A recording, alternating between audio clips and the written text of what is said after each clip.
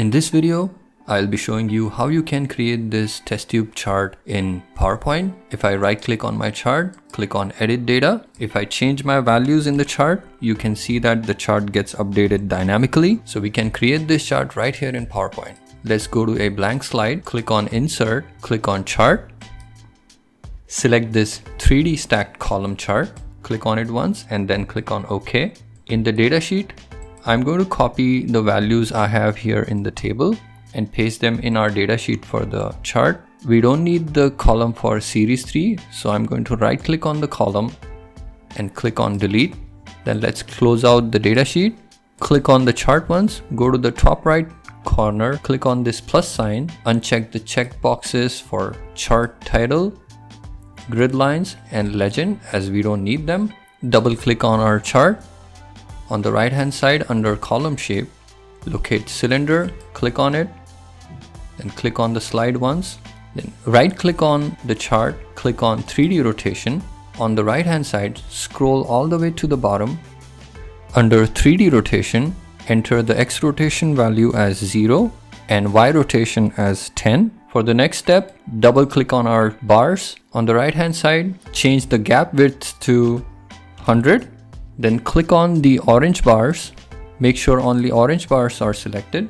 Go to shape fill, select a white color. On the right hand side, making sure that the shape fill is selected for these top bars. Locate transparency and give this a transparency of 80%. For the next step, double click on our bars one more time. Go to effects, scroll down under 3D format, locate materials. Click on them and select this last option in the first row called metal under standard. And we also want to apply the same effect to our filled blue bars. So click on them, go to effects, scroll down under 3D format, click on materials and select this last option in the first row. Next, let's give our bars a border. So click on our bars, go to shape outline and give this a gray border, like this one is fine.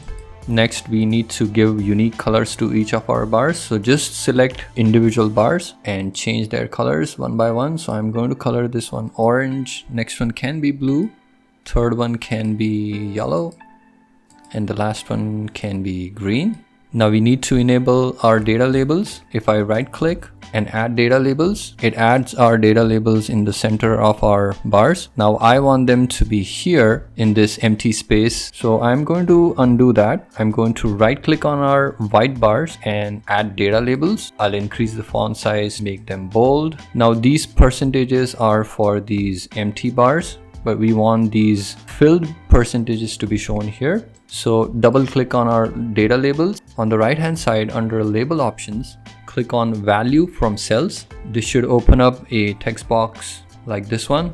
Now click on this select data label range once and make sure that the cursor is blinking. Then drag your mouse over these first 4 cells and release your mouse left button. Click on OK. Close the data sheet. On the right hand side, uncheck this box for value. And that shows our actual percentages for these filled bars. Now let's color them with their respective bar colors. Now we are not done yet. If I right click and go to my data sheet, if I change my first value to let's say 80%, it did one thing.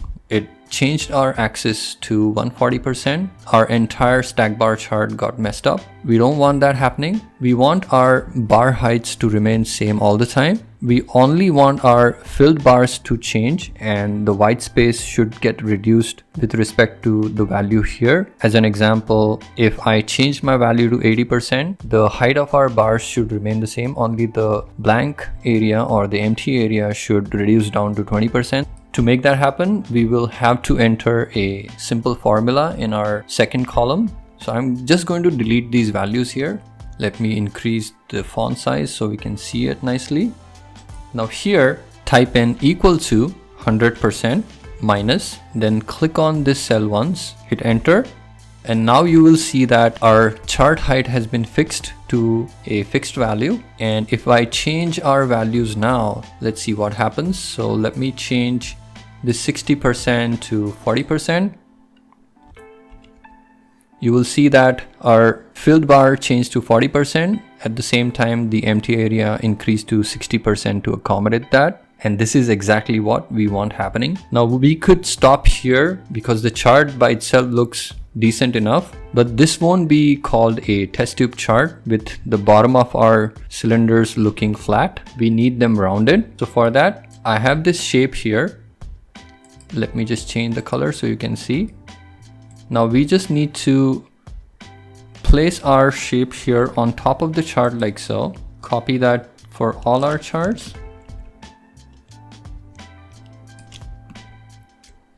Select them all and change the color to white.